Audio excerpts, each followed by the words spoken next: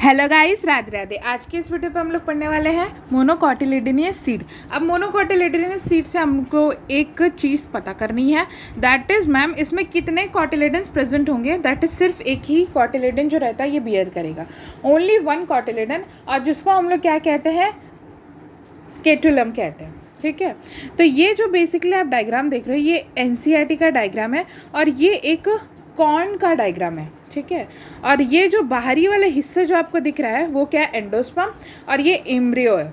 ठीक है, तो जब एंडोस्पर्म एम्ब्रियो को न्यूट्रिशंस प्रोवाइड करेगा तभी वो डेवलप्ड होगा, अनलेस एंड अनटिल वो एक सस्पेंडेड फॉर्म में रहा रहेगा।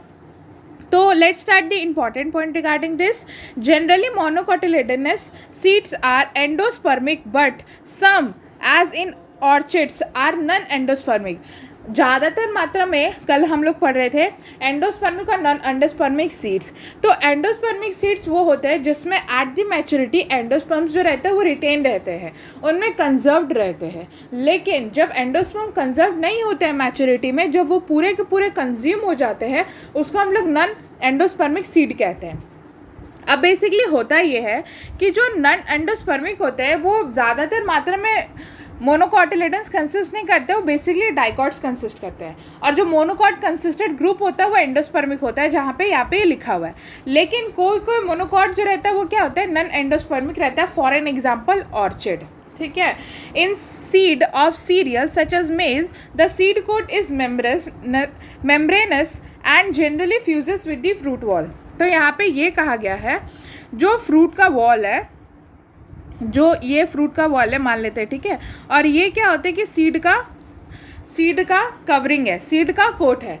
तो इसमें सीड का कोट उतना हार्ड नहीं होता है, इसमें बेसिकली एक मेम्ब्रेन की तरह होता है जो कि जाकर के किससे जाकर के फ्यूज़ कर जाता है ma'am, that is fused with the fruit wall. तो इसीलिए एनसीईआरटी में अगर हम लोग डायग्राम एक सीड देखेंगे मेज का, तो उसमें जो लिखा हुआ है, जो आउटर लेयर बेसिकली लिखा हुआ है वो seed coat with fruit wall है, क्योंकि वो बहुत ज़्यादा थिक नहीं होता है, वो मेम्ब्रेन लाइक होता है, इसीलिए वो फ्यूज़ हो जाते हैं फ्रूट वॉल के साथ।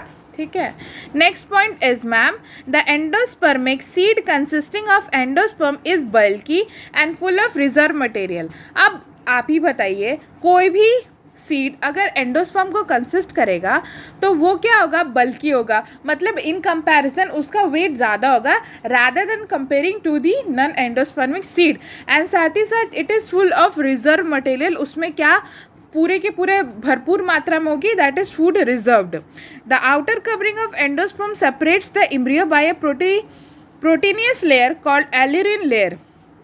तो जो एंडोस्पर्म को, और यहाँ पे आउटर कवरिंग ऑफ एंडोस्पर्म है, आउटर कवरिंग ऑफ एंडोस्पर्म को हम लोग एल्यूरोन लेयर कहते हैं। Separate the embryo by a protein, ये प्रोटीन से बना हुआ रहता है, जो क्या कहता है एंडोस्पर्म को किससे सेपरेट करता है, सीड कोट से सेपरेट करता है। ठीक है, सीड कोट से अगर वो क्या करते हैं, सेपरेशन करते हैं, उस लेयर को हम लोग क्या कहते हैं, एल्यूरॉन लेयर कहते हैं। और ये जो एल्यूरॉन लेयर होता है वो बेसिकली क्या होता है, प्रोटीन इन नेचर होता है, वो प्रोटीन से बना हुआ रहता है, लिपिड से नहीं बना हुआ रहता है, फैट से नहीं बना हुआ रहता है, ये सारी चीज़ों से वो नहीं बना हुआ रहता है, वो प्रोटीन से बना हुआ रहता है। Next is the embryo is small and situated in a groove at one end of the endosperm.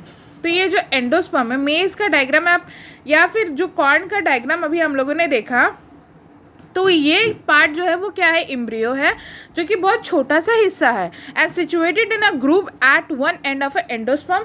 एक एंड ऑफ अ एंडोस्पर्म में क्या होते हैं, सिचुएटेड होते हैं। It consist of one large and shield shaped cotyledon known as scutellum and a short axis with plumule and radicle।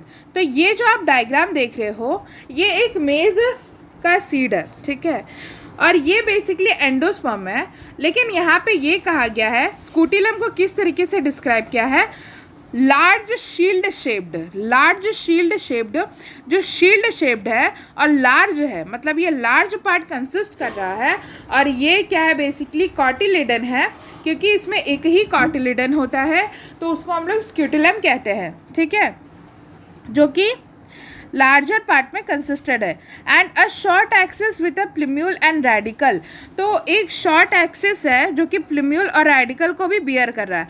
अब मैं आपसे ये चीज़ ज़रूर पूछना चाहती हूँ, जो प्लिम्यूल होगा वो ऊपर होगा कि नीचे कॉटिलेडन का? तो वो हमेशा ऊपरी भाग में प्रेजेंट रहता है, और जो रेडिकल होता है वो हमेशा नीचे वाले भाग में प्रेजेंट रहता है, because it gives rise to the roots. और ये जो प्लिम्यूल भाग होता है वो किसको राइज देता है? दैट इज शूट सिस्टम को वो राइज करता है। ठीक है, यहाँ पे ये इंपॉर्टेंट पॉइंट है कि कवरिंग क्या क्या है प्लिम्यूल और रेडिकल के। Plumule and radicle are enclosed in a sheath which are called coleoptile and coleorhiza respectively.